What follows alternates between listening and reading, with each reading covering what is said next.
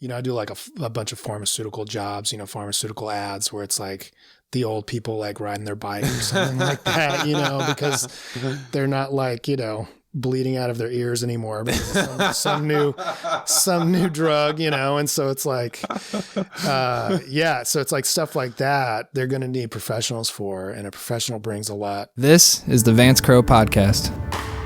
Welcome back to the podcast. I'm glad you're here. On Wednesdays, I sit down with an expert to discover, how did you learn everything that you needed to learn to become an expert in your field? What was the discipline and the habits that you had to develop to make your expertise possible? And this week, I am speaking to perhaps the most modest guest I've ever had on the show, an international photographer and cycling coach, Eric Frazier. Now, it's difficult to describe photography just over the airwaves. So if you're really interested and you're enjoying the conversation, I recommend you flip over to the YouTube channel, because I will have posted some of the photography that Eric has put forward. And it's only then that you can really see that he is truly an expert at his craft. The entire conversation was really fun, but I found myself having to pull Eric back to describing his expertise, because he's so modest that he'd rather talk about his stories working for a numbers keeper on a horse track race, or how he enjoys mountain biking and is comfortable going down the downhills. But it is very clear when you go visit his website, or if you see the photographs that we put up on this episode, that Eric is a true expert, and it was an honor to have him on. I am excited about you listening to this because I get to ask questions like, what does it take to become faster? And his answer is so surprising that I found myself being completely mesmerized by what he had to say. Now, we're going to get to the interview in just a second, but I was invited by a man named Chris Lane to come up to Agribition and put on a live taping of the podcast. But Chris Lane, who is the CEO of Agribition, never does anything like a normal person. He always goes bigger and better than whatever you would expect. So Chris, when he invited me, also suggested that I bring along two other people. Jared McDaniel, host of the wildly popular ag podcast called Ag Uncensored, and Dwayne Faber, who is a former guest of the podcast, a comedian, and a full-time dairy farmer in Washington State. The three of us are going to come up and put on a podcast taped live in the livestock show. We're pretty excited about this. It's going to happen on November 26th in the afternoon. We'll put more things out in social media about the exact details, but we hope you come. We hope that you sit in on our taping and you get to hear the comedy of Dwayne, but also take in all the sights and sounds of Agribition. It is Canada's largest livestock show, but it's also one of the largest beef auctions in the entire continent. So this is a pretty exciting moment. I take it as incredibly humbling that Chris would invite us up there to do something new and different, and it is going to challenge Jared and my ability to record in a completely different new medium. So in a couple of weeks, I'll be back and sharing the video and audio from that interview, and I hope that it is something really interesting and special. I hope you'll stay tuned for more details, but if you are anywhere near Saskatchewan, Canada, why don't you head up on November 26th and check out Agribition, because we'll be there putting on a show and we'd love to say hi and meet up with you. So without further ado, I'm going to head to the interview with Eric Frazier. Thank you so much for stopping by, and buckle in, because this is a very interesting interview. Eric Frazier, welcome to the podcast. Thank you. It's good to be here. So Eric, you are the first person that I have ever met that as a professional coach. You are deriving your income from doing high school football or basketball or something like that. But you're making a living out of taking people that have dreams of being incredible cyclists and helping them make it happen. Thanks. I'm not making a living quite yet because I'm starting. My company's still pretty small. I'm just starting out. I'm still making the majority of my income from photography. But when did you decide you wanted to start transitioning over to doing cycling? Last year, 2018. So really pretty new. Yeah. I've been a cyclist. I've raced bikes for 25 years. So I've got a lot of history in it. And, from that, I've always kind of been interested in training and things related to getting better performance for racing. And so over the years, I just, just had a lot of experience and gained a lot of knowledge from it. And so I always had that kind of going for me and just an interest in it in general. And so I guess I started thinking the last couple of years, I was sort of thinking about getting out of the photography business and moving into something else. And it just seemed like a pretty natural fit. Although, I mean, I think a lot of people would hear somebody saying, I want to get out of the photography business, but you are like at the top of your game in the photography world. This is not like, I don't want to go shoot weddings anymore. You're shooting like legit photography. Yeah, thanks. I've been pretty lucky. I've been very fortunate in that I've been able to do it for so long and got a lot of great opportunities and shot a lot of great jobs for sure. And have a lot of great clients, really top-notch clients and stuff. So it's been... Who are your clients? Who have you done photography for? The list is pretty long. Probably most of the companies no one's heard of, but I've shot for Apple, mostly video for Apple, but stills for Toyota and Chrysler and other car companies, Salesforce, Google, like quite a few major companies for sure. So this is what sounds astounding to me. I mean, that is the top of the world. That's as far as high up on the mountain as I can see, that's where you're at. And you're deciding I'm going to jump out of this plane and try and jump into another or build another one. Yeah. Yeah. It does sort of sound kind of crazy. And, when people when you tell them what you do for a living and, you're a photographer, of course, like people immediately kind of say, oh, do you shoot weddings? My cousin, like they're getting married soon and stuff like that. And I sort of have to be like, no, I don't really do that. I used to years and years ago, but I'm a commercial photographer. I'm mostly shooting advertising and some editorial. And so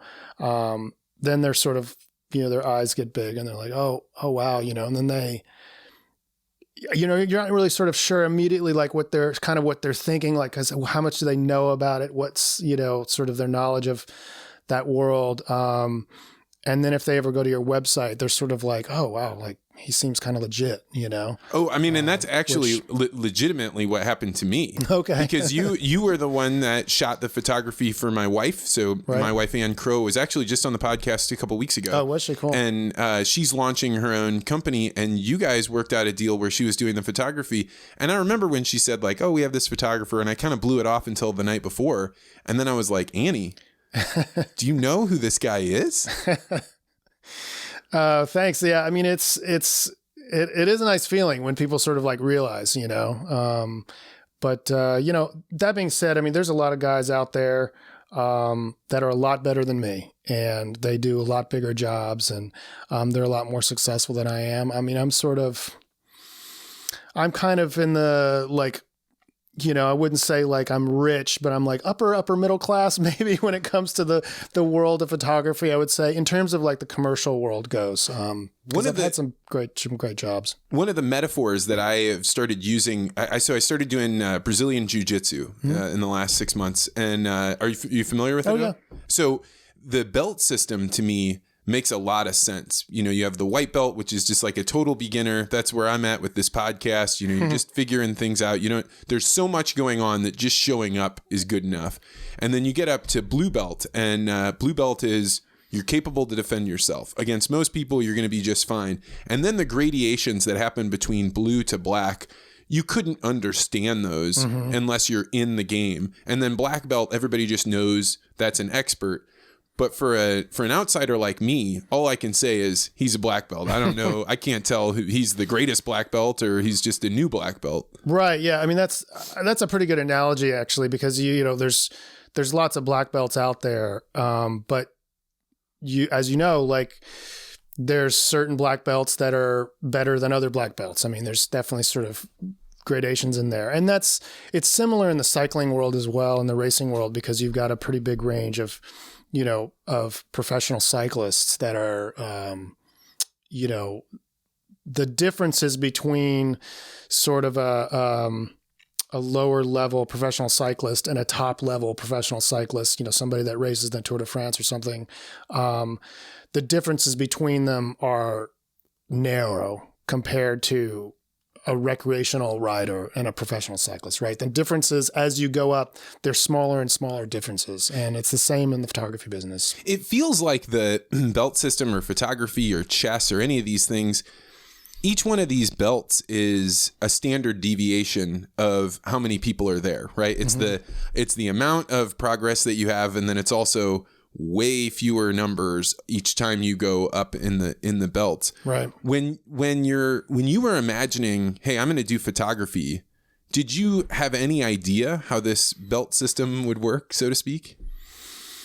Like, did you know, hey, I'm shooting for black belt, which means I'm going to get to do video for Apple and I'm going to do Toyota commercials? And I always sort of had, I've always sort of been ambitious. So I sort of always had ambitions to be, when I was in college, I went to Webster University here in St. Louis. Oh, no kidding. Yeah. Yeah.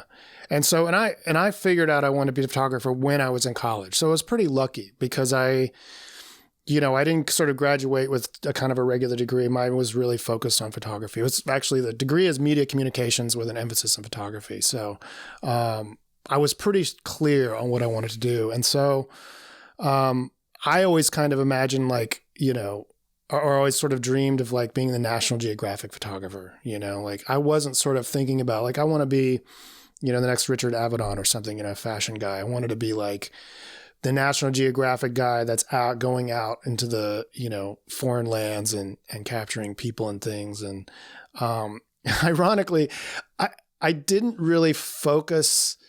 That was sort of like this pie in the sky dream, but I didn't really focus on sort of doing that, because what happened was I graduated and immediately moved to Colorado because I was always into the outdoors. And so I wanted to live out west. And so I immediately moved to Colorado and was very distracted quickly by you and everybody else skiing and biking and climbing. The flat irons. Yeah. Right. So I was definitely like very distracted by that. And so I ended up, when I got there, I did some photo assisting jobs and kind of funny things. Like have you ever heard of Party Pics, where it's basically, I was hired by a company. I would go into fraternity and sorority parties and just take pictures of people like having fun. And, Party Pics are like where, it's like 2 people or 3 people. Yeah. Like they're smiling. It's just like a shot, it's like, but back then it was shooting on film. So I would get paid per roll of film that I shot. So, and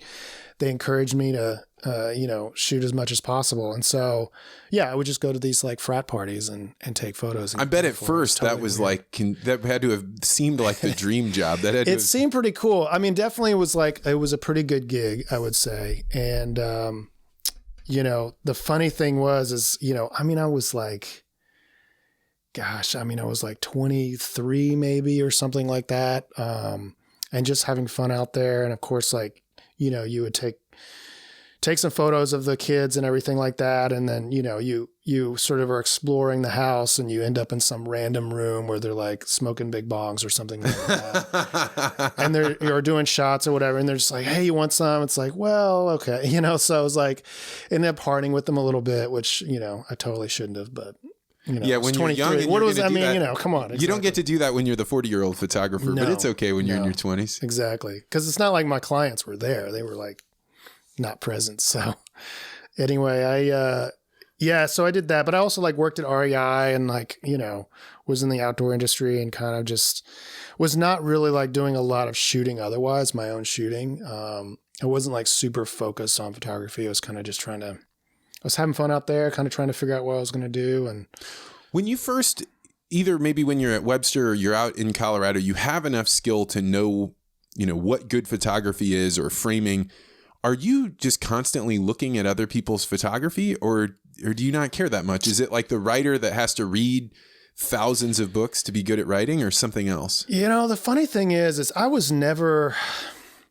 I know I'm friends with a lot of photographers, obviously very good photographers, and they're sort of like that quintessential, like they were obsessed. They were taking photos in high school and they've always been obsessed and they're super knowledgeable about history of photography and super knowledgeable about other photographers. And they always have a camera on them and they're sort of always ready, And I was never, and I used to kind of feel guilty about this because I felt like, if I worked harder, I would do that. But I was never sort of that guy. I was a little sort of too like distracted, I guess. And so, I just wasn't like that focused on it. And so I wasn't enough of a student of it. It wasn't until like years later that I started to really, when I kind of buckled down and became a lot more focused on the job and getting somewhere on the job. That's kind of when I started to just focus more on. Was that when you were tired of being poor? Yeah, that was a lot of it actually. I actually, I met a woman in New York City. I lived there for a few years, and she was my first wife. And we're still good friends. I love her to death. But she was one of the first people that really that I really spent a lot of time with, that sort of had this crazy work ethic, just like she was focused, and she worked in production. She worked in she worked on TV commercials and films and stuff like that. She was more on the motion side. And so she I really kind of rubbed off on me, just like her work ethic, I would say. And so I started to like focus a little bit better that way.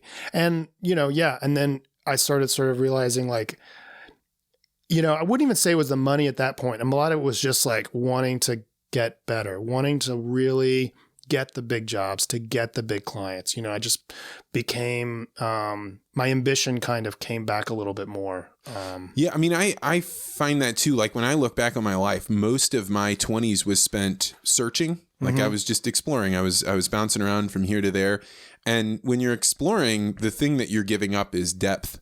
And I didn't have a dream that I could be trying to work towards. Yeah. So I was just really, really wide. And I completely agree. I mean, when I met Anne, I realized that, I have a skill that is, if I want to learn something quick enough to be able to, make it work, I can do that. I can spend a month and pound on something. But to watch Anne start to do something where she's like, I'm going to do something for the next 5 years, then you start realizing, that's the pace of a marathon runner, and they can get a lot further than the sprinter. Yeah. Yeah. How long have you been married? See here, it's 8 years now. Yeah. Okay. We dated for all of 6 months before I proposed to her. Oh, no kidding. Wow. Yeah. Well, I met her and I was like, this is a train not coming around again. Yeah. Yeah. That's cool. Yeah, it definitely is.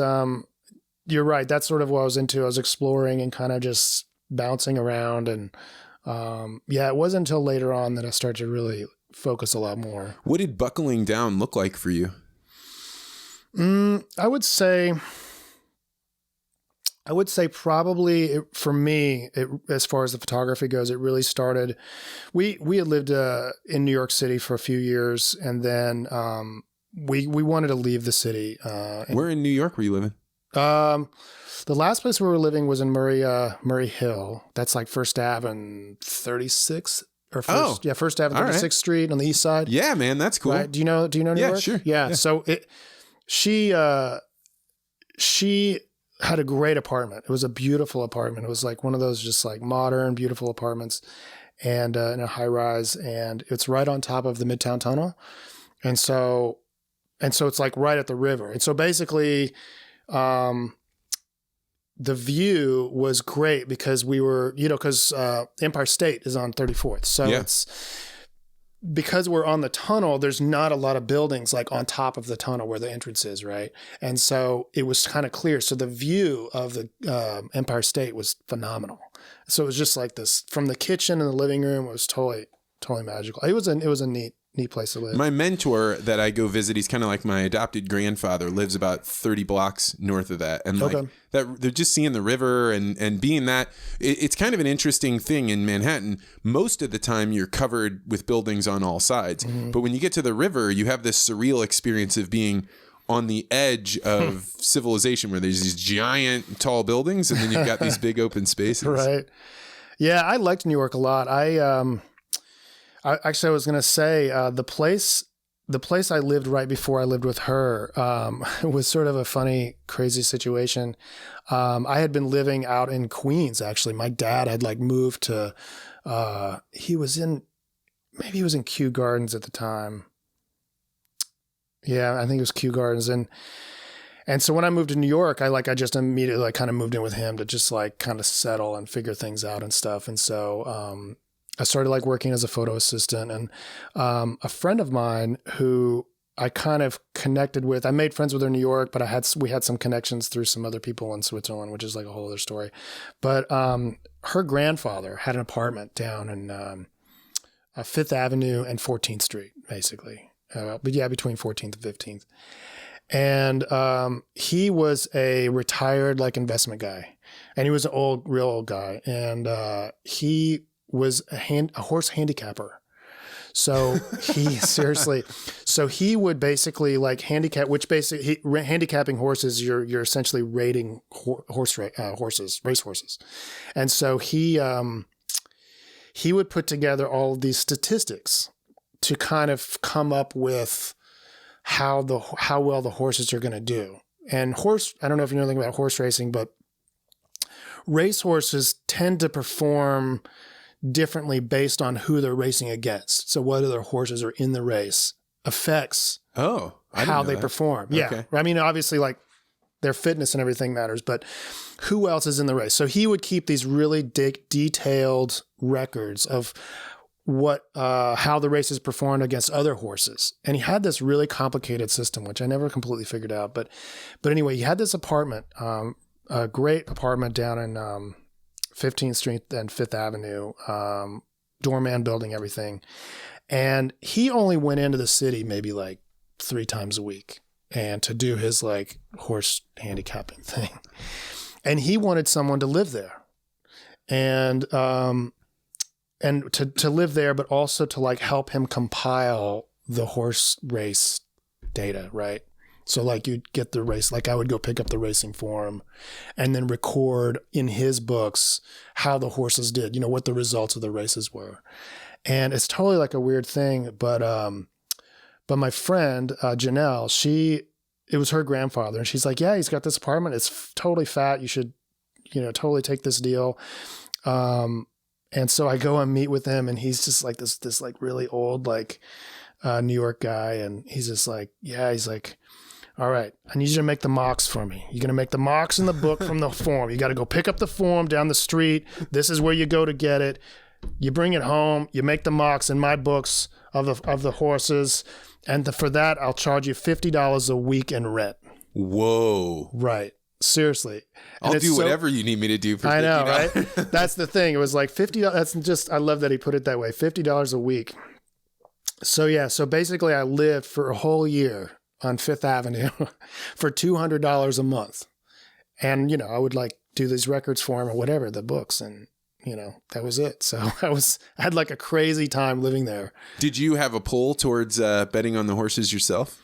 I never really like did it because like I'd have to go up to, well, I guess like, the closest horse track was Saratoga, but I never went up there and I never like attempted to, because basically like his data was not clear at all. I'm not even sure like how he like compiled it, because I would like compile this data and it was just like random marks, and I would like literally have to like type out this stuff, the names of the horses. I mean, it was sort of like a complicated thing to keep records for, but when would this have been? Would this have been before the internet was like easily?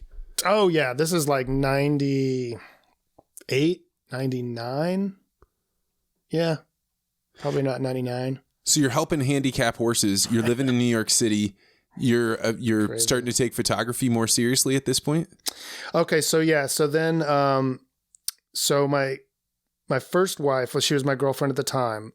We were kind of like ready to move out of New York. It was kind of wearing on me a little bit. I mean, I'm sort of just kind of an outdoor guy, so it's very intense there. It's a very intense place. And I miss riding my bike. I missed mountain biking. I mean, I had a road bike there, but, I really would just ride in Central Park and stuff. But I miss mountain biking and just camping and stuff and climbing. And so we were wanting to move west. And so we kind of could have gone anywhere, really, because as long as it was coastal for both of our jobs, that was the thing. And so we kind of made the decision to move to San Francisco. And so moved to San Francisco in 2001. Man, what a time to be in San Francisco. Right. Yeah. So I went first because she had some work stuff to finish up. Right. So I went in like June of 2001, and she wasn't coming until like November maybe or December of 2001. So she was there when the trade towers were hit. And it was the most surreal thing because I get up in the morning and, you know, she calls me and she's like, oh my God, you got to turn on the TV. You know, so I turn it on and I see the first tower in flames, you know, the smoke coming out. And like at that point no one knew, you know. And then, yeah, I was in my sophomore college dorm watching this, right? Yeah. The same moment you're having, I'm having in my college dorm. Watching it live. Yeah. You're like, what is going on? Yeah. You know? And then somebody on the news is like, they think it's some little plane like crashed in or something like that. Never even thought about terrorism. And then the second plane hits. And then a little bit after that, they both come down. And it was just terrifying. And, you know, it's just a horrible thing. It you know, even just talking about it kind of gets me a little bit. And then you're terrible. Out in San Francisco at the time. Yeah. And so I was concerned about, once they sort of were talking about the terrorism stuff, I was like concerned about my dad. And he kind of beat me to the punch. He called me. He was just like, I'm downtown. I'm okay. Cause he knew something bad was really happening. And then the lines basically, I think we had a brief conversation. He was okay. I didn't know anyone else that was downtown. Cause Lauren was uptown in Murray Hill, so she was fine. But, he, you know, he was safe. And then after that, the lines basically were super busy and just jammed up, you know, but she went to the roof of our building in New York and, you know, saw like the whole thing from there basically. Oh man. Yeah. Her family's from New York. They're pretty much all on Long Island, and they were all okay. Her uncle, worked in one of the trade towers and worked in one of the towers. And so crazy situation. He was supposed to be there that day, but was like running late or something, caught in traffic on Long Island or something. And, you know, wasn't able to get in, and that's why he's alive, but his whole office gone.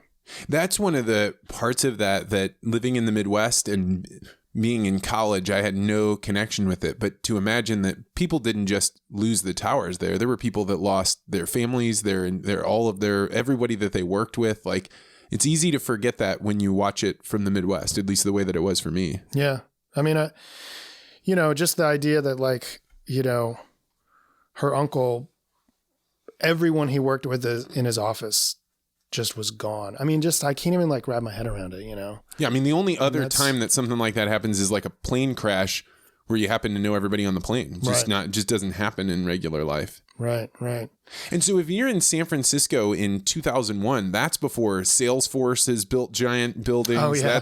That's way before Facebook and is building their... It's pretty early on. It was actually, you know, when we were looking for our first apartment there, we had like an apartment broker or something taking us around, and she was like, she's like, oh yeah, it's like really chilled in the city now because the .com bust had happened in like 99 or something like that. Yeah. And so she's like, so many people like left, and it's like fewer people in the city. It's super chilled right now. You know, it's really nice, you know? And so, yeah, this was definitely like just the beginning of kind of Silicon Valley sort of coming back again. So, any idea what your rent was in 2001? Where were you living? It's a good question. The first place we lived was in Inner Richmond, which is like out Geary. I don't know if you're familiar with. So, what were you doing for work at that time? I was trying to figure it out actually, because when I was in New York, the last probably like year or so I was there, I was doing a lot of location scouting. And so I was like scouting for TVs and movies and scouting locations. And so it was nice because it was like kind of I was taking photos. I mean, it wasn't like creative photos or anything like that, but I was taking photos and, you know, I would, you know, talk to the producer, the director and say, okay, this is what we're looking for this particular location. And I would go out and search for it and talk to doormen or put up flyers and stuff like that to try to find locations. And so, were you good at it? I mean, it didn't take a ton of skill. It mostly just took like kind of persistence and just being like willing to like talk to anybody and ask anybody, you know, and just kind of. What are you asking them? You know, like for instance, one of the jobs I did, I worked on a Woody Allen movie. And so I was trying to get, this particular location for Helen Hunt's character, which is sort of funny that I remember that, but it was like a very specific kind of thing that Woody wanted. It was like he wanted an Art Deco, really nice, fairly big. He likes stuff like on like second or third floor, so he doesn't have to go up so high. Like there were always sort of all these parameters that kind of didn't fit together, so it was sort of tough. So basically what I did is I went to nice. I knew it had to be like a certain era of building, and so I would go around you know, in nice neighborhoods. Like the one I found eventually that worked was, it was on Park Avenue, like Park and like 34th or 35th or something.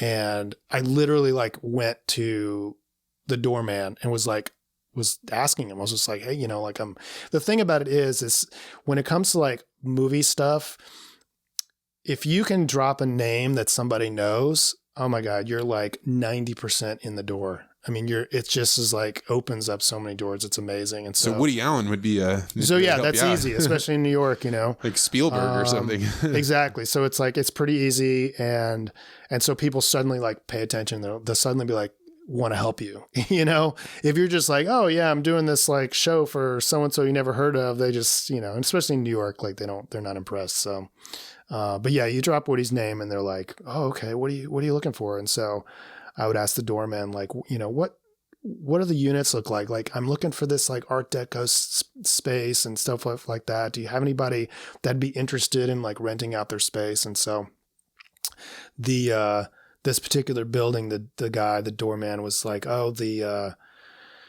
sounds like a good space would be the penthouse actually. And it's the guy that runs it, or the guy that owns it is actually, the head of the board, like the HOA board, right? So the thing about these buildings is like you could get like somebody that owns a unit and they're like totally into it. But if the HOA, the homeowners association of the building, is not down for it, then they will just shut it down. So it's like you have to get the approvals of these HOAs, which are often the bigger obstacle. Because honestly, if they're smart, they don't want a movie going on. Because that's a ton of wear and tear on the elevators and it's not even just the wear and tear. It's like just chaos. There's just equipment in and out all the time, crew in and out all the time. I mean, a small movie crew is like 80 or 100 people. Like really? Like a small one. And so yeah, so it's like you could have just so many people constantly in and out. And that could go on for weeks.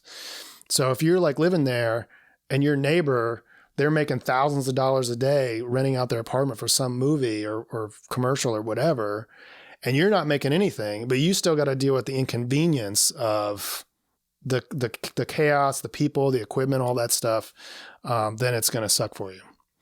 But this guy he had a great apartment. It was a beautiful place, and the style was right and everything, and he was really into it. And that was that thing. It's like they're really into like getting a movie shot in their units, and plus we paid them like, you know, it was sort of normal rates. It was probably like 10 grand a day or something. It was, oh my God. Yeah. I mean, it's totally insane. It sounds like a lot, but it is a lot, but. And then on top of that, you would have the cachet of this Woody Allen movie was shot at this apartment, which well, that's why they do it. Resale value. Well, that's the thing, because like this unit, the guy that owned it, he was rich. You know, it's like 10 grand. I mean, it's real money, but it's not like what he cares about. It's not what the rich guy cares about. It's that he can tell his friends, yeah, so-and-so movie was shot in my unit, whatever. That's like what it's really about. And that's why they put up with it, because, it's a hassle. What happens is in that situation is Woody will, or the production company will basically go in, move all of their stuff out. Like they'll take everything they own in the apartment, they'll move it out. They'll move it to storage and bring in their own furniture for the movie. So it's like set furniture, and which is for two reasons. One, they want a particular style, and two, they don't want to like destroy the furniture that the people own. And so they basically move all their stuff out, and then they'll put the owner up in like a hotel nearby or something for the whole time. So they're basically they don't have to deal with the owner there. They don't have to deal with the owner's stuff there. It's just like the shell of the place that they're using. And so, so it's a hassle. I mean, it's definitely like an inconvenience, but like I said, they're into it. Did you like working on movies? I did. I mostly worked on commercials just because there were more commercials going on at a time. But yeah, I did like it. I mean, I liked working in production in general. It's very controlled chaos in many ways. It's like an army. This is like, okay, time to move locations or time to wrap or time to set up or whatever. It's just like watching 30 or 50 or 80 people or more on task getting something done, and they all know what they're supposed to do. Like every single person there has a job. They know what their job is, and other people don't do their job. Like, especially like if it's some union guy, like if it's some like lighting guy or electric or grip or something, and you try to pick up cables, they will shut you down so fast. Like they'll just, cause it's like, that's their job and you're not authorized to do that job. So you have your job, you do your job. Even if you're sitting around doing nothing while they're really working hard, it's like, it's sort of frowned upon to like cross over. It's like, let me help you with that electrical. It's like, no, don't touch it. And so it's just like organized chaos. It's a pretty impressive thing to see, actually. So it was pretty fun. And I did some pretty cool stuff and met some really interesting people. Movies we would know? So the Woody Allen movie was the only one, let me think, probably the only one you'd know. And it wasn't one of his better ones. Curse of the Jade Scorpion. I didn't even know that. Right, yeah. I know. No one saw it. But now I'll go watch it. Right. Well, don't blame me. It's not that great. But there was another movie I worked on. It was like a teen thriller. It was like something about swimming. I don't even remember, but I think it had like Julia Stiles in it or something. It was like some up and coming like actress was in it. It was like one of those teen horror movies or something. And so I had to drive around Jersey for weeks looking for a school, like kind of a gothic looking school that would like fit the production designers. Well, we'll see if any of the listeners can figure out what the name of the movie is. Julie Stiles with some kind of swimming. I think it's Julia Stiles. Yeah. Yeah. It's like something, I don't know, this like swim fan or something like that. Yeah. No, I probably should IMDb it, but yeah. And then when you make the jump over to, or I guess the commercials, is this something that somebody just happened to see your work and they knew that somebody else needed your services? How does that get set up? No, you don't really have work. I mean, the photography that you're shooting is like real. There's no art to it. It's basically like in those days it was film. So what we would do is. So let's say like I was scouting your house, right? And I would say, okay, I want to shoot this room. I would shoot panoramas of the room. So I would just go like shot, shot, shot, shot, shot. And then I'll go to the other side, shot, shot, shot, shot. So it's like a giant panorama, right? Well, like nowadays you just put it into like, software and it will stitch it together. But back then it was film. So there was a particular photo lab down on, it was like Houston and on the west side, maybe like, I don't know, 8th Ave or something like that. But down near Houston. And it was this photo lab that was kind of, I think it was probably mostly location scouts, funny enough. Like most of us were location scouts in there. We were getting film processed really quick, getting prints made. And then we would take the prints, they're just 4x6s, and we would take them and put them together and tape and like actually have like, Scotch tape, which they had at this lab, like they were set up for us. We'd have Scotch tape and we put these prints out, and we'd tape them together to where they were, panoramas, but they'd be really huge. So you would fold them over and stuff and then put them inside of a manila folder. And then you would write on the manila folder, like where it was and everything and what it was for. And so you take that to the producer or the production designer or something, or a lot of times like on a movie like that, whether it's a big movie, you'll have a head location manager, and he would have several location scouts underneath him. And so I was just like one of probably like 4 or 5 or 6 scouts. And so I would bring them back to him, and then he would take them to the director or the producer and stuff. And then they would decide, and then they would say, oh, we're interested in this space. And sometimes, like if you're experienced, the location manager might be like, okay, see what you can get it for. Like negotiate with them and see what you can get it for. Oh, wow. Whereas like if it's something small, he would do that. But in this case, like for the big apartment I found, like he would negotiate. The location manager himself would do the negotiating. But like sometimes like on a job, like where it was just a TV commercial or something, I would be the location manager. Like I would be hired as either like, the head scout or the location manager. And so I would do all the negotiating, and try to get it for whatever price we had and so forth. And so,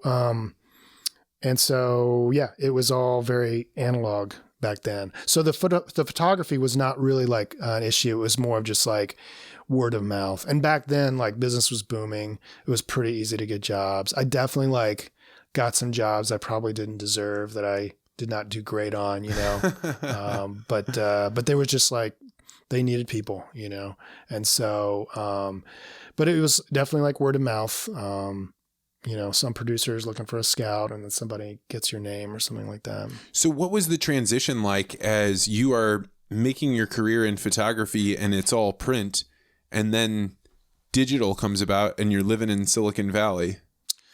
So I would say my career probably didn't really get going until after digital was really viable, I would say. I had shot plenty of film for jobs, but in terms of like doing like bigger commercial jobs, which is what I was after, didn't really come until digital was just more viable. When I say viable, I mean that the professional digital cameras were, high enough resolution and good enough quality that you could use them for the job. There was definitely a time when like you could get a Canon or a Nikon or even Kodak partnered with Nikon for a long time, but basically you could get these big giant digital DSLRs with like, 5 megapixels or 8 megapixels, but the cameras would be like $8,000. Wow. And so they were like very expensive, not great at that point in terms of like resolution and color. And then the computer processing had to be really expensive to even be able to look at them, let alone edit them. The computer part, there wasn't like, it wasn't quite as, Photoshop these days, the things you can do is pretty phenomenal. Back then we were just kind of limited to like, cleaning them up, dust and scratches and stuff like that. It wasn't like doing a lot of compositing and stuff like we can do today. Back then you just didn't have the processing power for it. And, for the higher end work during that time, the higher end work was still film. They were still shooting on like 35 millimeter medium format or large format film because the quality was just still way better. And so it probably wasn't until maybe like early 2000s that you could rent a pretty good DSLR and use it for most things, not everything, but most things. And so I rented for a while before I ever bothered buying one. But probably because you were the age that you were, it was easier to adapt. You didn't have 20 years of film career to be letting go of in order to get into this new medium. It was much easier to adapt because, partly just because of my interest in computers and my comfort with computers. When I was at Webster, I had a Photoshop class like early on, and it was a pretty, they were maybe like Photoshop version 2 or 3 maybe or something. So it was a pretty limited software. And the cameras were even more limited. At that time, we were, Photoshop was a little further along than the actual digital capture. And so, the digital capture was like more rare. For Photoshop, we were scanning film to put it into Photoshop. We weren't using digital native cameras. And so I remember like being at Webster and somebody, coming in with just to like show us like what they had going on. And I think it was a Nikon body. So imagine like a big Nikon DSLR or SLR at the time. And then Kodak had made a capture chip for it, but was essentially the software, the hardware for it was just this big, it looked like kind of a motor drive that would go on the bottom of the camera, like the old school style, but really tall, like maybe like that. And it was connected by a thick cable to like what looked like basically a VCR that would hang around your neck with a strap. And so that was the hard drive. That was what was capturing the actual photo. So it wasn't like a little CF card. It was like this giant thing. So it was totally, and the only thing it was good for, it was such low resolution. I mean, seriously, it was probably like 1 or 2 megapixels, maybe. And to make a comparison, how many megapixels is in a photograph? The camera I use now is usually about 50 megapixels. Okay. Yeah. I mean, I use one that's also 24, which 24 is still massive. That's big enough for almost anything. 50 just gives you a little more flexibility, basically. But so very small, very, very sort of like cumbersome. And those cameras were really only for like photojournalists that really wanted to be able to transmit photography quickly, back. It wasn't about the quality. It was about just getting the image shot and then back to their magazine or newspaper quickly. And so but it's, it's continued to progress. So it's much better. So what was prompting you? What was making you get better when you're progressing along in your career? In terms of you're clearly an expert at making. When I look at your photographs, I see not only composition. So I'll throw up a link or show some of your photographs on this, but there's a couple of things that go on with your photography as far as I can tell. One, you are very good with individuals, specifically on bikes. I mean, which I don't think is a coincidence. But then the environments that you're in. So you generally capture a lot of people in an environment. And then on top of that, you're doing color grading that is better than real life. I mean, I look at some of your photographs and I think... Which some people might not think is great too. Sometimes I try to pull back a little bit on it, but because there's a fine line between sort of too incredible and too, and sort of like more flat. Because the files that come out of the camera are very flat in general. And that's for a reason. It gives you just get more information that way. But yeah, I like color a lot. I like colors to be fairly saturated. That's sort of my aesthetic. Whereas some people, their aesthetic is more desaturated. That's sort of been a popular thing the last several years, is sort of the more desaturated look. And well, I'm learning all of this now just from the video of this podcast and other stuff that I do. And I feel like the amount that there is to know about not just color, but also black and white and shadows and highlights and midtones. Mm-hmm. I feel as though I've been dropped out in the ocean and there's nothing to grab onto. You just have to keep flailing around. But the people that are truly good at it, like the things that you're capable of bringing out in a photograph, I don't have a problem in the world about it. If somebody said, is this photograph look exactly like the scene that we were just in? Well, it just depends on how your eye works, right? It depends on how the aperture inside of your eye is giving your brain. Right. And it's not even a matter of like, sort of trying to go for reality, whatever that is. It's, there's a couple things about it. It's like, one, it's like, we're often trying to kind of create a particular mood with the photography and to evoke a particular emotion, which doesn't necessarily have anything to do with, how it really was, whereas the other part of it too is like, for what I do mostly is advertising. So advertising is not they don't care whether it looks right or not. Yeah. Exactly. And so, For instance, like the photography I did for your wife, Anne, we had a foggy morning that morning. It was really great, but very flat. So the colors are muted and the colors are flatter. And it's like, I like the fog, but at the same time, I want the colors to come out a little bit more. And so I bring up the colors a little bit while still trying to retain kind of a little more of the haziness of the fog. Cause you can kind of remove that if you want to an extent. And so kind of getting that fine line between, sort of that more moody, foggy look, but still have some like richness to the color. It's an aesthetic choice. It's my aesthetic choice. It's not everyone's aesthetic choice. You sort of, when you do this stuff, you kind of have to make decisions along the way. And, sometimes those decisions are based on what the client's asking for, but a lot of times the client either doesn't have a preference or... I think most of the time people don't even know what they could want, right? That's a lot of it. I mean, it sort of depends like who your client is, a lot of times, most of the time I'm probably hired by ad agencies more than anybody else. And so I'm dealing with creative directors and art directors. And they do know. Yeah. They do know. They're trained in that. So they're more specific, but yeah, a lot of times it's like, they're hiring me, even ad agencies, like they're hiring me for my aesthetic. That's sort of the goal of an artist in general, is to make a living creating their art, right? That's sort of like the ultimate goal, which is not always it's different for every job. I mean, some jobs it's like definitely that, and other jobs it's like less that.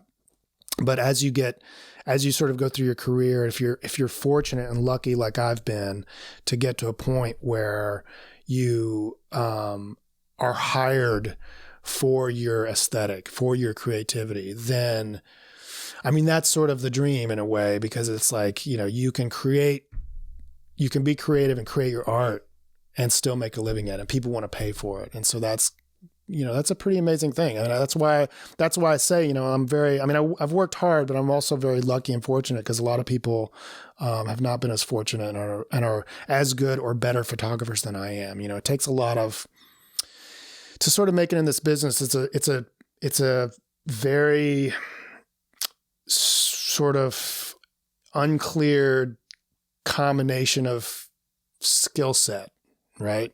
It's not just about who takes the best photo. There's marketing involved. There's personality involved. It's like, how do you deal with clients? How do you deal with the business side? Are you really good with the numbers in the business side? Are you good with the budgets? Are you good at prepping for a big job? Are you good at post-production? There's all these like factors that play a role, where if you're not great in one, maybe you can make up for it a little bit in other ways. But you can't be too far behind. I mean, so I mean, you have to, all your skills has to be good. I had this painter from here in St. Louis on a few months ago. Her name was Heather Haymart, and she has her painting is phenomenal because it's got so much texture that it actually comes off of the canvas. It's like 3-dimensional. And to me, I was looking at her art and thought, this must have just carried the day. Once you learned how to do this painting and everybody saw it, they must have just gone nuts over it. And she was like, no, like what I should have learned in school was half art and half business, because until you can find a way to sell your art, then you don't get to live on your art. That's so true. And that was a big part of her saying, that's the reason I get to live my dream, is that I didn't focus only on my dream. I had to learn all these other things.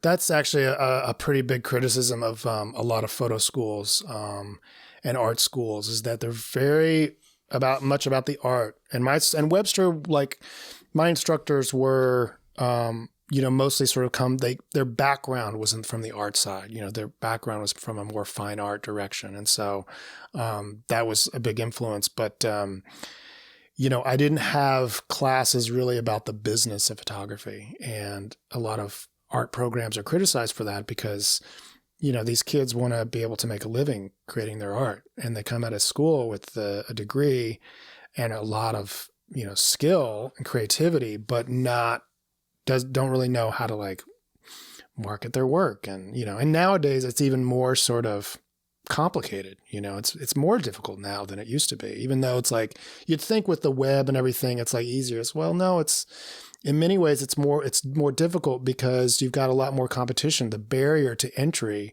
is so much lower that more people are just jumping in. It's like, they can become Instagram stars just using their phone cameras. And so, how do you feel about that? Like, it's got to be a little bit like, yeah, it's hard. It's like I've sort of been dealing with it for many years now. Because I would say most of my career, it's sort of like been in the digital age. And so we've been heading in this direction, and it's sort of accelerated. I have mixed feelings about it. I mean, part of me feels like, I really love that I can take pretty decent photos with my phone, like I like that, and I've gotten so many great shots because I didn't have my big camera with me, but I had my phone, I always had my phone. And so like, especially like when I'm riding, it's like some of my best photography, biking photography tends to be phone photography just because it's the one that I've got, and that's the best camera is the one that's in your hand. Right. Yeah. So, so in that way, I like it. I mean, I'm into the technology in general. I've always been into the technology. I've always been on the computer side as well, which is helpful. But at the same time, the business is getting a lot harder for professionals. Companies just don't really want to pay as much as they used to, and they don't really have to, frankly. I mean, there's just so many sources for them to get photography for so much less. They can go on Flickr and find some photo that works great for their ad or for, their magazine story or something like that. And, they reach out to the artist and they say, we'll give you $50 or $100 for this photo to use it in our campaign. And to them, it was worth zero before. Well, exactly. And this is some guy, he's like an accountant or something. He's just like, I just took it on my vacation, like that's awesome. I'm a published photographer, it's like he's stoked, and I get it. And it's like, so he wins, the company wins, but the professional that might have been able to charge that company $1,000 is not winning, Right. That's like me and my peers is that those sort of markets are sort of going away. And so you do have to adapt in many ways. I mean, you kind of have to figure, okay, what's the type of photography that's always going to need a professional, and it generally has to do with people, people photography, whether it's everything from senior portraits and weddings all the way up to like the stuff that I do, which is like, I do like a bunch of pharmaceutical jobs, pharmaceutical ads where it's like the old people like riding their bike or something like that, because they're not like, bleeding out of their ears anymore because of some new drug, and so it's like, so it's like stuff like that they're going to need professionals for, and a professional brings a lot to a big shoot that, an amateur just couldn't. There's just so much planning involved and casting and locations, and there's just like a lot of moving parts. And so, and being able to run a set and everything. So there's still a role for us, for sure, but there's just fewer ways for us to make money in general.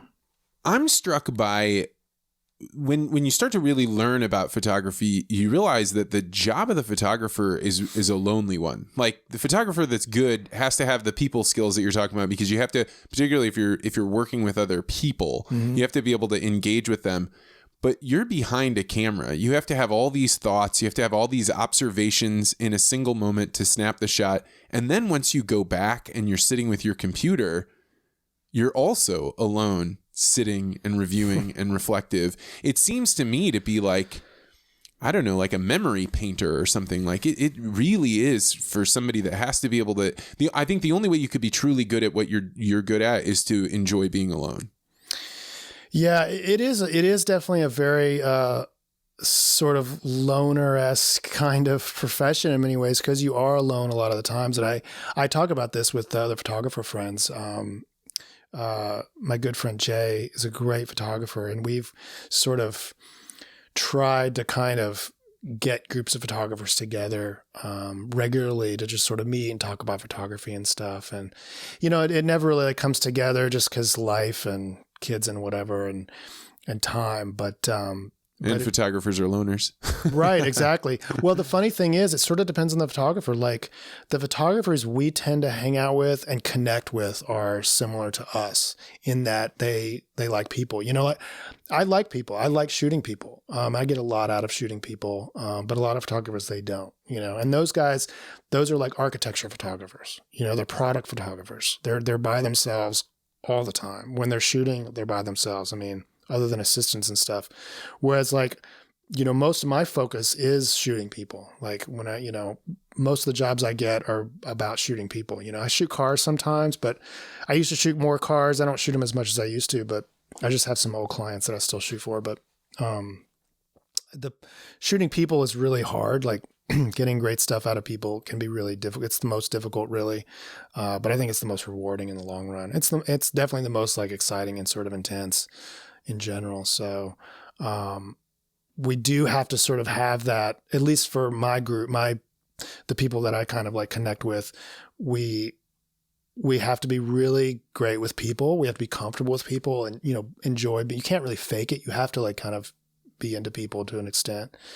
And be able to be on set and just be like on, you know, it's like, you know what you want, you can communicate with people, you can get like little kids to like do what you want them to do, and people who don't want to be photographed, get them to do what you want them to do, and get people to like get the personality out and stuff like that. And it takes a lot of energy and, but then be able to do that comfortably and then be able to go sit at your computer for hours or days at a time, retouching, by yourself. And so it is sort of like this interesting combination of skills you have to be able to do that. Yeah. Which actually seems remarkably similar to me to cycling, right? People get into cycling because their friend was into it or they went in a group.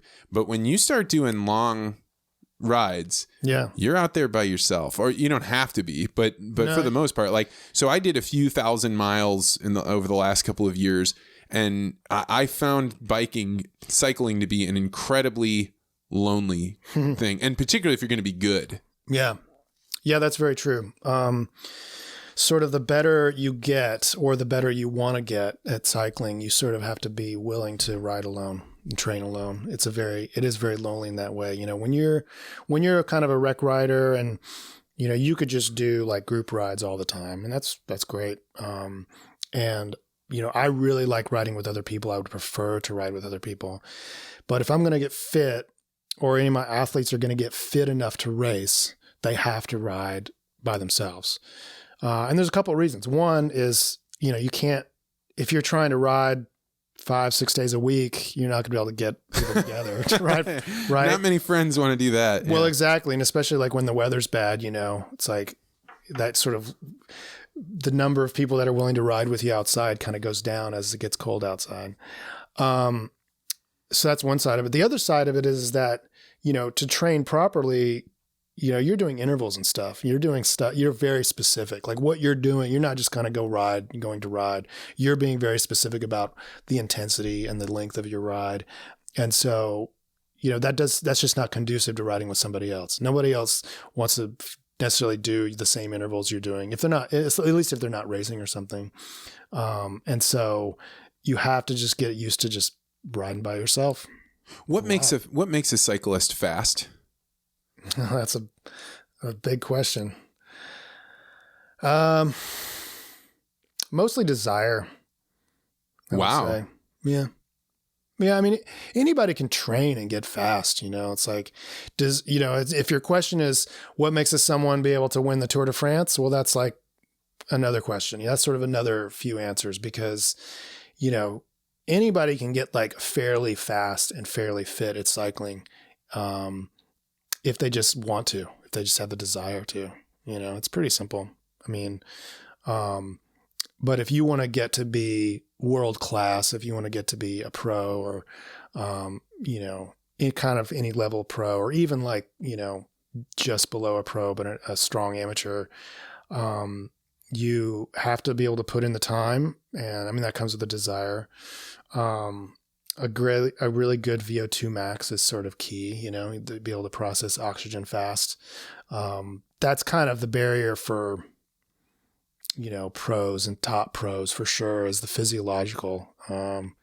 Generally speaking, you know, this is sort of numbers are sort of thrown around, but for the most part, I think most coaches would kind of agree that it's probably 50% genetic, 50% training is what makes a cyclist pro or top pro level. And when you're talking about the training that people have to do, could you start in your 20s and still get to the pro level, or do you have to have started cycling earlier than that?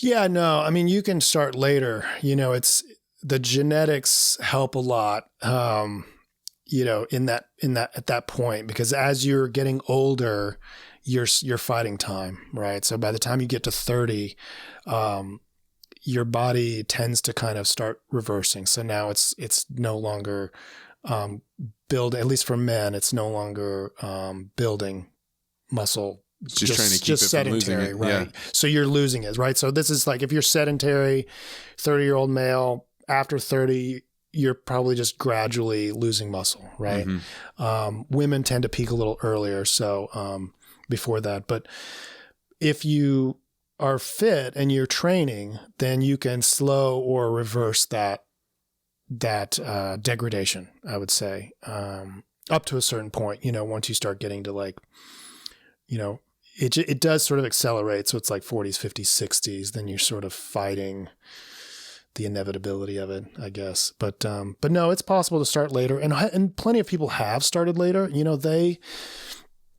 They discover cycling for various reasons. A lot of times it's from injury. Maybe they were world class in another sport. A lot of times you'll come across people who are great runners or great swimmers, or cross country skier, other endurance sports, and for whatever reason they can't do that sport anymore. So they start cycling a lot of times for rehab, and they realize, oh, I'm like really good at this. And so, they start training. And so then they can become world-class for sure if they start late. Most people, and it also sort of depends too, cycling, road cycling especially, is it's very fitness based. Your success is much more fitness based than, say, mountain biking, where technical skill plays a bigger role. You still have to have the fitness, of course, but the technical skill, the neuromuscular action, is something that benefits greatly from starting at a very young age. So, if you're going to be one of these guys that it's, they're doing tricks and they're free riding and they're doing crankworks and Red Bull Rampage, they're doing flips and stuff. They're doing a lot of like acrobatics on the bike. These guys, you probably can't start when you're 20 just because you just haven't built up the neuromuscular ability. Can you do those tricks? No, I cannot do those tricks. No, I can do a little bit of jumping, and I'm trying to get better at it. And I do like jumping in general, but I came from more of a cross-country mountain biking background, which was more about the fitness. I mean, I'm pretty good technically, like skills-wise, I'm decent, but that's because I've just ridden for so long, you just build a skill for it. But yeah, the more sort of skill-based it is, the better off you are starting at a very young age. Yeah, because you're building those neuromuscular neuromuscular pathways. Basically, you're sort of training your body to do a certain thing, and you have more body awareness, and you're just sort of constantly repeating it, and then it just gets to be, when you have a complex skill that you're trying to learn, the more you practice, the more so many parts of that skill become not mindless, but they're just like so habitual. Yeah. They're ingrained, right? Mm-hmm. So they're basically just you don't have to think about doing them. Your body just knows how to do them. And so then at that point, you can work on higher and higher level skills. So it's like, you've practiced enough backflips. Now you can like practice double backflips. It's like at that level, that's kind of what those guys are dealing with. They're working on such high level tricks and stuff like that where, I would never flip, but, I would like to get better at jumping and be able to do bigger jumps. But, and I'm sort of fighting time because I'm getting older. And so, I don't want to get hurt either, right? It's like I got a family and I got to work, and so taking a jump when you're in your 20s, those adventures are easier when you don't have as much to risk. It's so true. And it's my my wife is pretty funny about it. She's also a cyclist and a mountain biker, so she gets it. But she, I not recently, it was probably about 2 years ago. I was riding in California, Marin, where I lived for a while, and riding with some old friends that I used to ride and trails that I'd ridden for years. Lots of hills out there. Yeah, there's a few hills out there for sure. And we were on a trail that I'd done a bunch of times, and it was on a Sunday. And the next day, on a Monday, for the next week, I had a job in Vegas or something, I think. And so it was a long job, so it was good money, and I was like leaving the next morning, and I crashed on the trail, and it was just like a fluke, really weird fluke thing. And those are the ones that always do the most damage, right? They're just like weird fluke things on trails that and are comfortable with. And I landed on my knee, and normally, like I would, I've endoed plenty of times, and I went over the bars and wouldn't be a big deal, but my knee landed perfectly on a rock that was in the trail. So I didn't do any joint damage, but I tore basically the skin off of my kneecap. So it totally sucked. So, I go to Marin General, and they stitch me up and everything like that. And I'm basically like in this like boot, where you have to keep your legs straight for probably at least like a week or two, because I didn't want to bust the stitches. And I had to miss that job, and it sucked. So I basically paid Marin General thousands of dollars, and I have good insurance too, and I still had to pay them thousands of dollars for the bills. And then I lost thousands of dollars from missing the job, and my wife was pretty annoyed. And she's like, from now on, you're wearing knee pads. And so she's right. From now on, I pretty much wear knee pads when I mountain bike, except when I race. But yeah, I wear knee pads. And so like now when I go and I'm going to do some jumping or something, I've got like knee pads, I've got elbow pads. I think I might buy like a full face helmet eventually.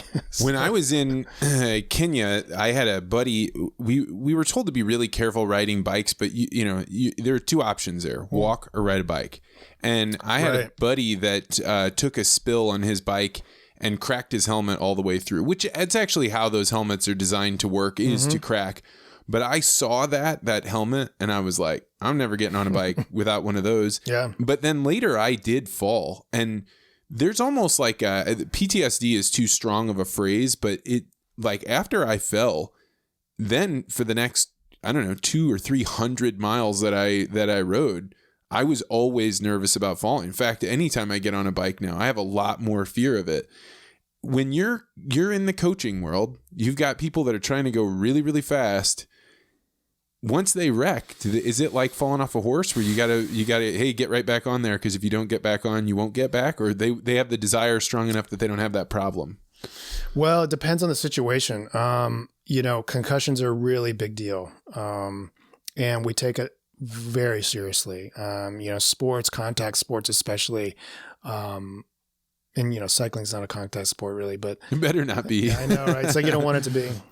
But traditionally, like concussions were not taken very seriously. It was just like, oh, you just got your bell rung, like go back out there, especially in football and stuff. And so, it's taken a lot more seriously now, even minor concussions. And so, if somebody goes down, the first thing is like, oh, did you hit your head? We look at the helmet. If they're like, no, I didn't hit my head, this is how I landed. We check the helmet, it looks totally clean and everything, so we can assume that they did not hit their head, get a concussion. Then we try to get them back out there as soon as possible. Yeah, you don't want them sort of obsessing about the crash. Now, if it's a serious crash and they're really hurt, then no, we wouldn't just push them out there. And most racers, they're going to be pretty, most racers have crashed enough to where they're going to get back on the bike and keep racing or keep going, keep riding if they can, but if there's any like concern whatsoever that there's a concussion, then they're done for the day. And then we sort of evaluate after that. And, the thing about the concussions is like, it just doesn't take much these days. And the more you have them, the worse they tend to be. I should say the effects of them tend to be worse. Yeah, they and seem to worse. compound by orders of magnitude, right? Yeah, they do. I mean, I have an athlete that he had a pretty bad concussion a couple of years ago, and he was out for a while. I mean, weeks, maybe even months. He was out for a while, and because he had all the symptoms and everything, and then this year he, probably about 3 months ago, I would say, he was like getting out of his car or something and just hit the back of his head on the door jam, of his car, just like a stupid little thing, just kind of just like bumped it. But it was the back of his head where he had hit before, where he had the concussion before, had the impact before. And it took him out since then. I mean, I would say he's not 100% yet. I mean, he's riding, but he's probably just getting back to like significant training this week. It took him that long. And this is a fit collegiate racer. Oh, and those are the people that when you're fit and then every single day you're not riding, you're like a border collie that didn't get jogged. And it's so true. Plus he works at a bike shop as a mechanic. So he's like seeing everybody on bikes all the time. So it's hard. And his girlfriend is a pro triathlete, and, she's exercising and super fit too. So and the other thing too is he's a great cross racer, and this is cyclocross season. So he's like missing a lot of the season. So do you find that right now, because triathlons seem to be growing so rapidly, that you find people that are saying, hey, I need to work on this bike section because I'm like Ann, she was a swimmer, she knows how to run, but the bike is the chance you can either fall way behind or you can make up a bunch of ground. In terms of like triathletes, or are you training triathletes? I don't have any triathletes. No, I run a little bit. I'm sort of getting more into running than I used to in terms of like learning how to train it.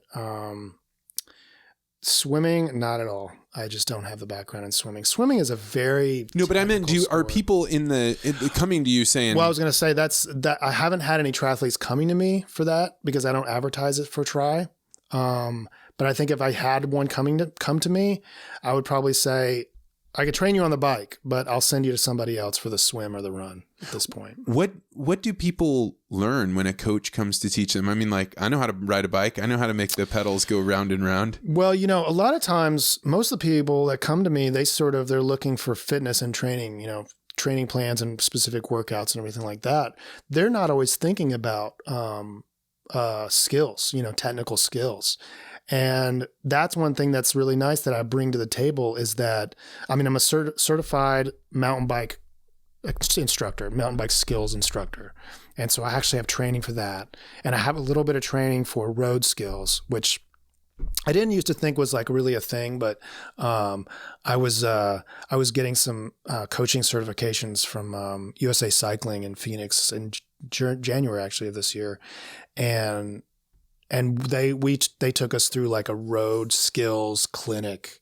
And it was great because it was like, oh yeah. Cause I just been riding for so long. I just didn't think about it, but there's so many things a roadie can learn on the road. Mountain biking is sort of obvious. It's like really rocky and rough and technical and difficult, but road, you wouldn't think about it, but there's so many things you can learn, whether it's like obstacles in the road or being able to like look behind you without like steering off course, being comfortable kind of just in close quarters with people. A lot of people are not super comfortable in like, I hate it with groups. I hate it. That's actually like, it is not fun for me to ride in groups. I like riding with my wife, my father-in-law, but that's it. That's what we do is when I teach road clinics sometimes. And so when I teach the clinic, one of the things we do is we do some work in the grass where you're like banging up against people. You're like shoulder to shoulder, bar to bar, so that you can get comfortable. It's like if you fall over, you're just in grass, so it's not a big deal. And we do these exercises where we'll have like two people riding side by side to this big grid, right? Just around the edge of the grid with cones and stuff. And so the guy on the inside will have his arm around the guy on the outside. And so we'll just ride one-handed, and then we'll add somebody. So then they're both like holding. So it's 3 people. Oh my God. And then 4 people, and then 5 people. And you can, as many as you can like put on there, you can do it. But you imagine like the person on the outside, whether it's like the 5th or the 8th person, it's pretty comical actually. It's a pretty funny thing. But, they have to move on the outside much faster than the one on the inside. And so there's just a lot of like banging and people are sort of like bumping into each other. But it's a great drill because it sort of shows you that you can bump shoulders with somebody and not fall over. You can bump bars with somebody and not fall over. It doesn't have to be like, this kind of like very delicate sort of thing when you're riding in a group. That would be really valuable for me because I would say like in a car, I don't have road rage. I'm like, hey, merge, I'll get up ahead. I've driven East Coast, West Coast, doesn't bother me. But I get into those groups and all I feel is rage around other people. And it's probably more fear than anything else. And in particular, like, I don't want to be embarrassed by falling down. I don't know. So if you can train that out of somebody, it'd be really, really healthy. Yeah. I mean, a lot of it's practice, but the stuff in the grass is really great because, you're right. People are sort of like, they're tense and that kind of exasperates the problem. And so you just try to get them comfortable. It's like, listen, like I can like push on you on the bike and you're going to be okay. I can like shoulder you and you're going to be okay. You can like recover from that. And part of that also is just sort of practicing like what happens when you do get a little shoulder into you or bars into you. Can you sort of bounce off and recover from that? That takes skill and that comes from practice, but doing that, and then in the clinics will also teach like cornering skills and stuff like that. So people can take turns better and just get used to kind of like difficult loose terrain. But the close quarters thing is a big deal. A lot of people, that's like a lot of people's fear for sure. And when you start racing, you have to sort of deal with that because you're very tight and you're at high speeds. I mean, you're taking high speed corners and you're inches from people. Yeah. What's the name of the St. Louis race they do around here? It's in the summertime. Well, there's Gateway Cup. Yeah. Yeah. Man. That's in the fall. Well, that's like, has it already Labor passed? Day weekend? Yeah. Labor Day weekend. Yeah. Yeah. It just happened. That is fun to watch. I personally have no interest in doing that, but like the sprint ones, when they're coming around the corner, I mean, that is as close to, I don't know, like controlled chaos is a phrase you used before. That's what it is. Yeah, it is pretty like scary too. And then I've raced a ton of crits and I've raced in the Gateway Cup plenty of times, and it's definitely. Oh, you've raced in that? Oh yeah. There's there's several categories. So there's like the pros and then all the way down categories. So you work your way up the categories as you get better and better. And what category were you in? I'm in Cat 4 actually, which is the slowest category is Cat 5. So I am in a fairly slow category. It's one of those things that's like I've never really been that as into the crit racing as the mountain biking. And so I've definitely never, I just kind of need to like really buckle down and focus on training to like get the points necessary to move up to Cat 3. Once you get up to like Cat 2 and 1, so it's basically like 5, 4, 3, 2, 1, and pros and ones are sort of, pros is just above 1. So it's like the pros and the ones race together a lot. The pro 1-2s race together a lot. But to really be a good Cat 1 or Cat 2, you got to dedicate a huge amount of time to it, just a lot of ride time. And so I would be an okay, probably Cat 3 once I got up there. But you got to build up points. You got to get podiums. You got to get wins and stuff like that. It really is like the belt system. I mean, there's five. Yeah, there's for five sure. right there. Yeah, because you don't want to, you want to race against people that are your same level, more or less, for sure. But when I think about you describing mountain biking, to me, the only experience that I have with that is when people put on their GoPros and they ride on the terrain. And to me, that's like taking my worst fear, which is the fear of heights, and then putting it on 2 wheels. Yeah. Are you out on terrain where there's an edge on the side and you can go down the side of the mountain? Yeah, for sure. Yeah, I've been up some pretty gnarly trails before. Yeah, it's, that's where sort of having been a mountain biker for so many years really helps me in that technical side. So like, for instance, like I was saying, like the road is much more of a fitness-based kind of endeavor as far as racing goes. And you need some technical skill, but you need more technical skill on mountain biking. So for instance, like, I mean, it's also my preference mountain biking a little bit more. So I've worked harder at it, but in terms of, in mountain biking, I'm a Cat 1. So I'm at the top of the amateur categories. You're a black belt, right? then. So I'm a black belt. I'm not a pro.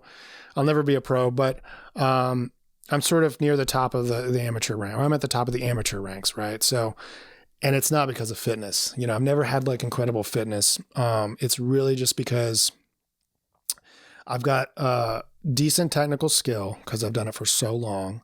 And also, you know, and the way that sort of translates into like doing well in races is like, let's say, you know, there's like uphills and downhills. And the uphills, somebody who's super fit would beat me on the uphill. But when we get to the downhills or even some of the rolling terrain, I'm not only faster on that terrain, I can recover on that terrain. So when you get somebody, especially like a roadie or someone who doesn't really have a lot of mountain biking experience, but they're super fit, they'll get on a mountain bike and they'll be very strong on the uphills. But on the downhills, they're gripped. They're like white knuckled. You know, they're not that fast, but they also they're spending a lot of energy. They're wasting a lot of energy. Yeah. Right. So whether it's like fear or just like they just don't know how to flow quite as well, they're not able to recover on the downs like I can. So because I can stay loose, catch my breath on the downhills. And so that gives me a little bit more of advantage even than just a little bit extra speed on the downhill. So that's sort of where I've been able to make it work on the dirt. But the road, yeah, I'm just not a super like fit guy in general. You know, at least in that like world. I mean, compared to like. Oh, I saw some photographs of you riding. You're jacked when you want to be. My wife would laugh if she heard you say that. So, when does somebody, at what point in their career do they start, in their cycling career, do they decide I'm going to go out and get a coach? If you're like pretty young and you're coming up, and you're really focused, like if you're in like junior high or high school and you are fortunate enough to be in a town that has some racing, or maybe your parents are into racing and you start getting into it and you start getting serious and you start doing well and you start having aspirations, then you might say to mom and dad, like, I'd really like to get a coach so I can like get better, you know? Maybe even get like a scholarship to a college that offers it that has a cycling team. And that's sort of like one of the first places they'll start thinking about getting a coach. Especially if like, even if the parents, a lot of times the dads will be, experienced mountain bikers, and they can do a lot of like training and stuff and coaching, but there gets to be a point where you kind of need someone a little more objective. And that yeah, for sure. That's in everything, right? Right, exactly. So, but that's sometimes where it starts, is that's when kids will, if they really have aspirations, they'll get a coach then. It's probably not that common after that until people are sort of getting to be like middle-aged, like, well, not even middle-aged, maybe like late 30s or late 40s, where like maybe they have kids already and the kids are getting older and they sort of have more time to train. And then they start thinking like, I want to train harder. I want to train better. I want to do better in the local race scene, and I need somebody to help me. And so, you know, that being said, I mean, I've got literally the range of athletes I have right now, and I've got about 10 athletes. The age range is literally 18 years old to 70 years old. Oh, wow. So okay. It's a pretty big range. Yeah. And the older gentlemen, and a few other people, they're just wanting to get fit again. You know, they used to ride more, or maybe they're just getting into riding and they just want to get fit on the bike. And so they're kind of, not interested in racing. They're just recreational riders. They just want to get fit again, but they want somebody to kind of help them get, have a plan to do it right. Have a plan. Yeah. I mean, actually the 70-year-old, he's really great. He's got some ambitions. He wants to do some like big rides, big events, you know, at his age. So, he's really into it, but, and what makes you a good coach? I mean, you're up at the top, you're black belt in the mountain bike racing, but you know, there's a big difference between the rider and the coach. What makes you a good coach? Well, you know, that's a good question. I mean, I'm still pretty new at, you know, coaching in terms of like, having like a lot of clients that I don't, you know, I wasn't friends with originally or something like that. And, I think your sales game needs to go up on your coach.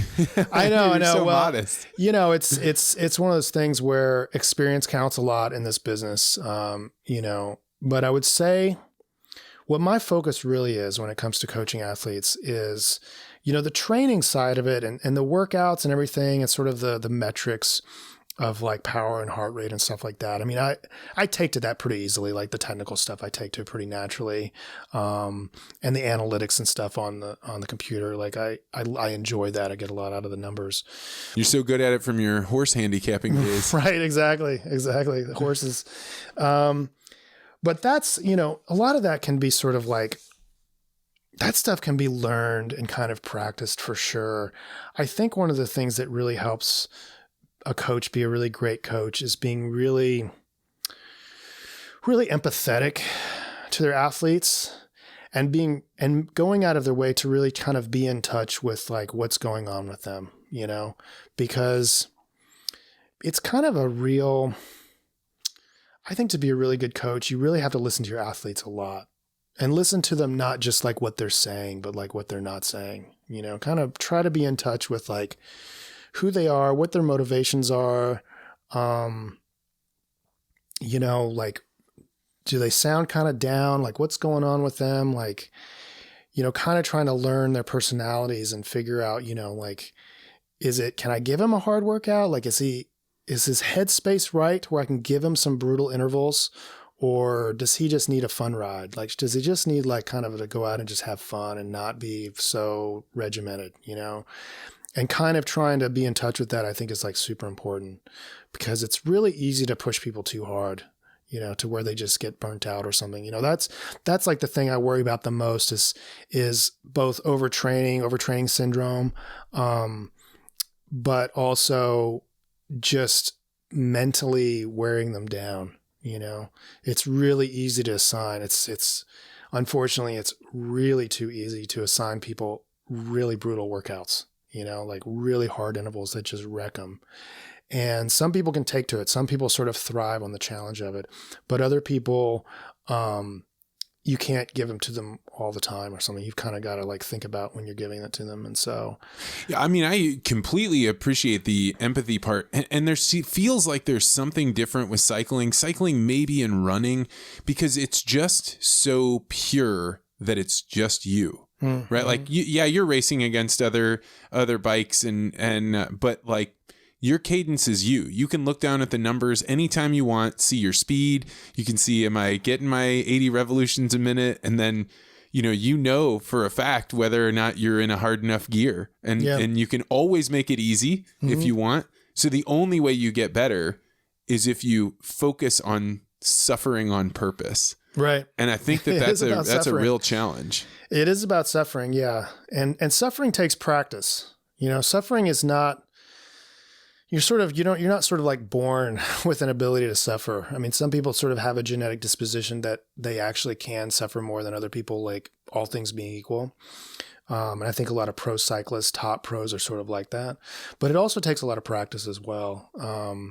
They've done tests actually on pro tour riders, European top riders, racers, and they've determined from those, they've sort of tested their ability to withstand pain, to withstand suffering. And usually it has to do with the way they measure it is usually like hand in ice cold water. Like how long can you take it? How long can you handle it? And that's like one of the things they'll do in a clinical trial or clinical research setting or whatever study, I guess. And they found that pro tour riders tend to have a higher pain threshold mid to late season, whereas compared to beginning of the season. And the reason is because mid to late season, they've been suffering all year long. They've been feeling the pain of racing, the pain of crashes. They felt the pain of intervals and more crashes. And whereas when they're coming out of the winter and they haven't been training as hard or racing as hard or anything like that, they just have not sort of practiced the suffering, feeling the pain. They haven't felt the pain that they'll feel on a regular basis in July or August or something like that. And so it's because it takes practice. So you've got to get used to it. That seems like a message of hope to me. Yeah. Because it says like, hey, the more that you can withstand, the more you'll be capable, you'll be strong enough to withstand in the future. It actually will Absolutely. become easier. And that's how I create a lot of the workouts I give people or assign a lot of the workouts is I sort of try to think like, okay, what's the time of year? Where are they in their sort of suffering of the whole year? And what, technically, it's like I could look at their numbers, their metrics and say, okay, they should be able to sustain 350 watts for a minute, right? The numbers say it, but at the same time, I can look back and say, okay, well, they haven't done that in probably a few weeks. They've either like had some injury or it's off season or for whatever reason, or maybe their just mental space has been like off or whatever. So maybe if I throw that at them, technically they should be able to do it, but it might just be too much. It might just really kind of wreck them mentally or just because the thing about it is, it's like you're also sort of balancing like their confidence, their ego. It's like you want them to have confidence. So if you just like keep hammering them and it's like they can't finish workouts or they can't finish intervals, they're going to get really down. And so you need to give them stuff that's like hard and challenging, but doable. Stuff that's like they can accomplish. I mean, once in a while, it's like they won't hit the numbers and that's fine. But if it's like every time they just can't get it done, then you've got to pull back and say, okay, I'm not going to give them that 350 for a minute. I'm going to give them 300 for a minute and get them to do that. It's just like, get them used to the pain again, get them used to the intervals again, get them some confidence back, knowing that they can do that and they can feel good doing it. So that's sort of a lot of the part of coaching that I think takes like a real, I think empathy is a big part of it. I think that, just really listening and paying attention to your athletes is huge, because anybody can assign workouts. I mean, you can buy a training plan. Like, like they don't hire me really for the training plan necessarily. They might, in the beginning, because they might think, oh, this is what I need. But in the end, what they really need is they need to like be texting me like 3 times a week, asking me questions or talking to me about their race coming up or something like that. Like that communication is like huge.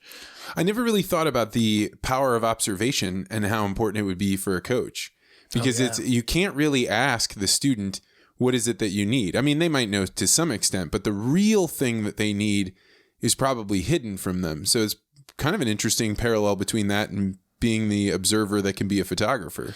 Yeah, I think there's definitely some parallels, and I don't think it's an accident that I think I can do well in coaching because I think there are those parallels and sort of being more sensitive to other people and more sensitive to what's going on with them and their emotions. And a lot of that is just paying attention. I mean, a lot of it's just like taking the time to pay attention and listen.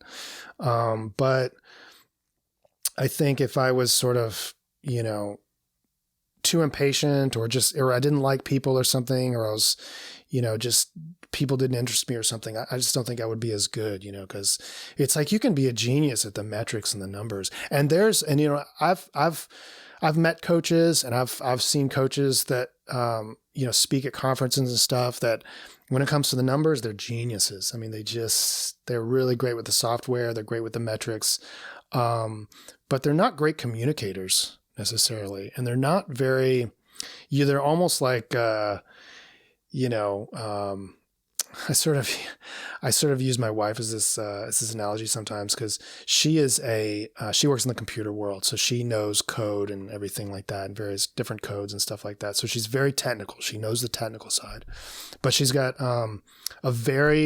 a great personality, very outgoing, very warm, very, great communicator with people.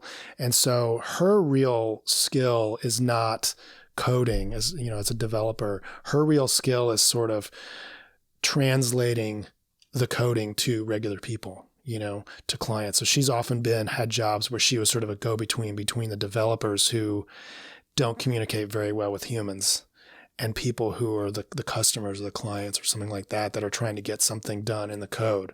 And so she has that ability and that personality to where she can communicate really well and she works with people very, very well. And so that's where I sort of hope that I bring to the coaching is that ability to kind of cross over to like understand the technical side of it and really like get deep into the number part of it, but then also like kind of be able to pull back and say, okay, what's going on with them? Like, why are they not hitting these numbers? Like, is it nutrition? Is it lack of rest? Or is it, they're stressed about their job, it's like they're stressed about their wife or their girlfriend or something like that. I mean, that's the other thing you sort of have to take into account when you're coaching cyclists or really like any athlete is that there's training stress, right? There's stress that you get from intervals or training, long rides or whatever. It's the physical stress that causes the adaptation on your body, right? That makes you stronger as an athlete. And that's one kind of stress. And I think some coaches will sort of only consider that kind of stress, but you can't. You have to consider all of the other life stress. You have to consider, well, what's going on with their personal life? What's going on with their work life? What's going on with their kids? What's going on with their dog? Like what's going on with like all of these parts of their lives create stress and how can cause stress. It's all the same. It's all stress and all has to be taken into account when it comes to the training. The training has to be adjusted to an extent based on the life stress, not just the training stress, because it all plays a role. And it seems like there's an interesting dichotomy there because many people they became passionate about exercise when that gave them relief from their other stress. And then if you start competing, now this thing that was a relief for you now is the one of the things that's causing compounding stress. And then as we were talking about before, once you get out of your 20s, there's a whole lot more stresses on your life that tear you in different ways. This is very interesting to think about a coach having to be so observant about stress. One of the things that happens when you're an athlete is that you can have dreams of wanting to win the Tour de France or being capable of doing a trick or being up on a mountain. But as a coach, your dreams are only manifest through your athletes. Yeah. So how do you calibrate your dreams in being a coach? Well, I mean, that's one of the parts about being empathetic, because when you can sort of connect with your athletes on an emotional level, you get as much, sometimes more joy out of them accomplishing their goals than if you accomplish your goals. And that sort of sounds like almost maybe cliche or something, but it really is true. I mean, it doesn't sound cliche to me at all. Yeah. Because I would say like when I've gotten on the podium, I've won races. I've had some success on the bike, right? Like competing against other people. And that always feels great. It definitely feels great. But I have to say the times that I probably feel the most joy is when I've helped an athlete accomplish their goals. There's something just a little more, I don't know. It's like a little bit bigger. It's a little bit wider. It's bigger than me, It's like I'm a part of something that's a little bit bigger, even though it's just like me and one other person, right? But it's just like, and having that joy of the goal met or the win or whatever, the podium, and it's also that somebody else is having the same joy, right? And so it's like that communal joy is greater. The sum is sort of, the communal joy is sort of greater than the sum of the two, right? It's like, it's just bigger. I mean, I actually think you're describing, I have a good friend named Rob Long. He goes by Plantimals on Twitter. He has this term that he uses called intersubjectivity. And he talks about, I've talked about it before on the podcast, like that at its core is the meaning of life. It is, you're a primate, I'm a primate. We just experienced something together. Yeah. And that if I had only experienced it by myself, then I can only hold that experience with me. But the fact that we both had it and now we shared some level of seeing the world through each other's eyes or feeling that conjoined joy, that therein lies one of the purposes or point of life on some level. Yeah, exactly. And I'm sure there's like some scientists or anthropologists or something be like, yeah, no doubt. But, it's it's so true because it's just so much bigger when it's, you know, more than one person, I think. And the more people that are sort of a part of it makes it, you know, just bigger, I think, you know, and more satisfying in many ways, you know? Yeah. And I honestly, like and so it's not really a matter of like, kind of like putting my goals or race goals on hold or something. I mean, I still race and compete, so I can still have my successes.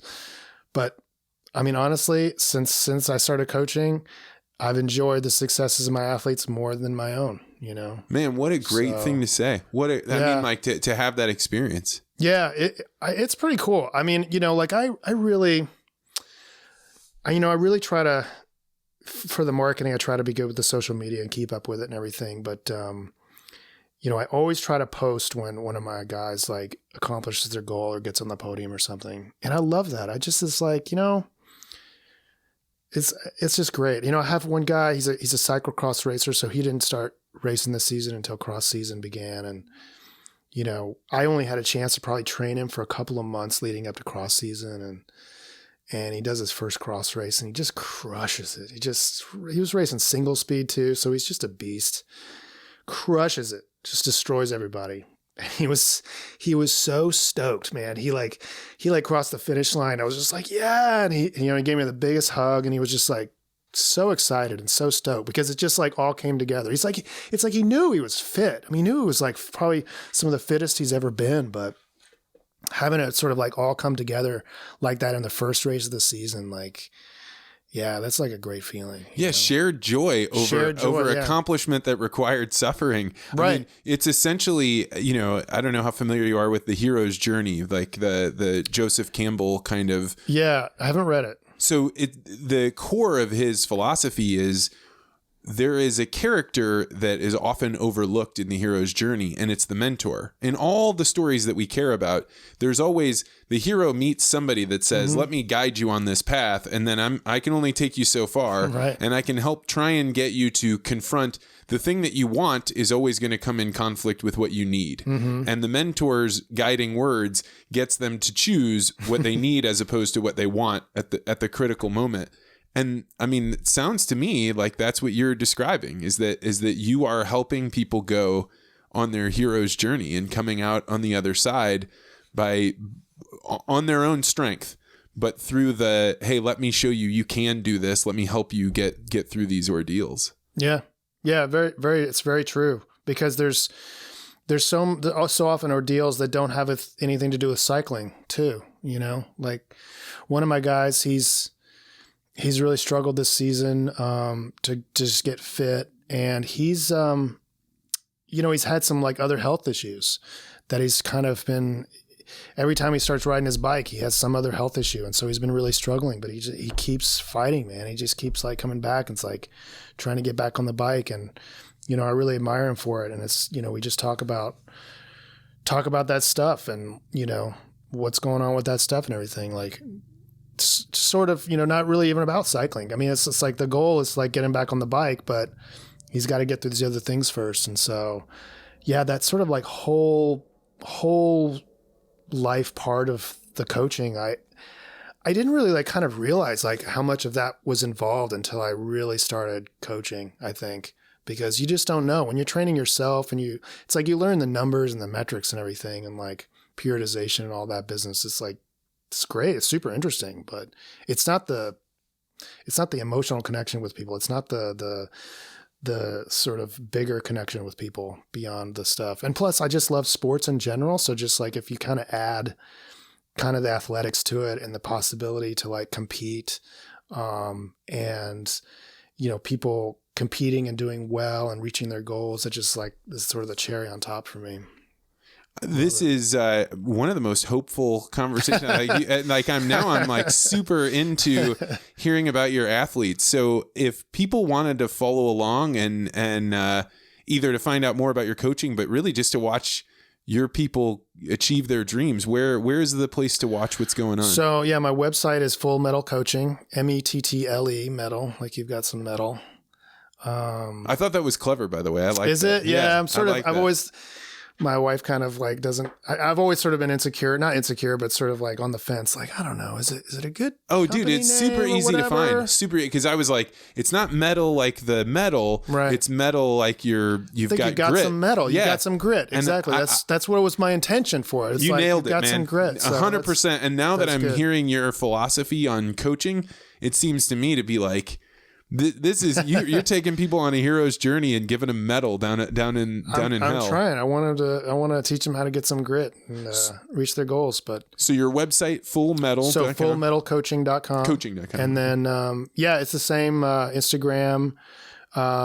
Twitter might be Full Metal, though I mostly just Twitter stalk. I don't post that much. I'll throw them up there. I mean, I want to encourage people to go check out your Instagram account because I guess I hadn't noticed the celebrating your people, but I look at it and you have a style that it like speaks to me. I mean, I think the way that you color grade, I think the way that you bring out your subjects and things that it actually is just one of those things. I found myself just looking at it and just being happy. So awesome. There's no greater sign for somebody than to have people love Thank it you. like that. Yeah, I really like I feel pretty lucky that I can use the photography for the coaching too, and with the social media and stuff. I try to, obviously my website is all my photography. And so that was a huge advantage, I mean, as you know, with Anne, she was struggling with trying to figure out where am I to get photography for the website, right? For her new company. It's like,